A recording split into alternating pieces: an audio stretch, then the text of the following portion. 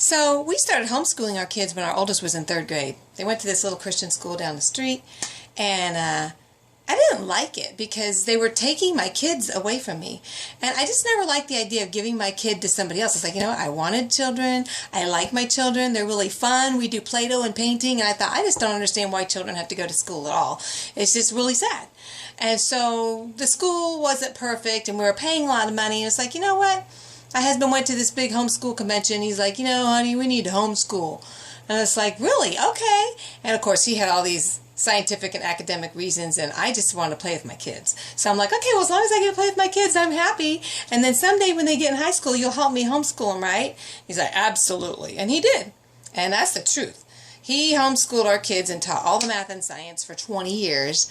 He would grade papers till the wee hours of the morning and get up at 6 in the morning and help. And he just was amazing. So he definitely stood by his word.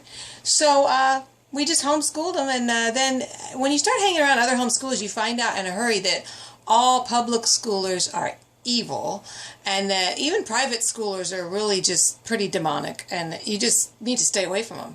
So homeschoolers stick together. We were like a cocoon.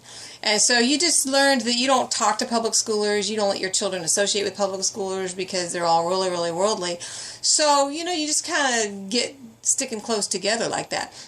And then one day I started babysitting for an evil public school teacher.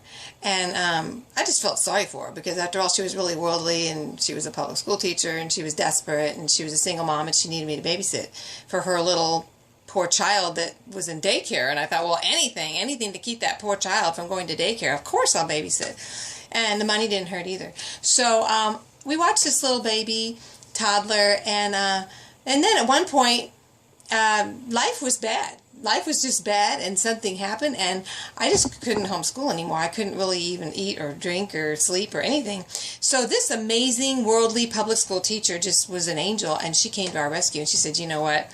I think you just had a nervous breakdown, and I think you need to put your kids in public school. I'm like, really? Oh my gosh, please don't tell me that. She told me everything we needed to know. She helped us get our kids in school. She told us exactly how the system worked. And it was so amazing. And the most amazing thing about all this is that even though we had to bottle feed one of our kids, and we ended up putting some of our kids in public school, and even though I ended up getting a job, our kids are still perfect.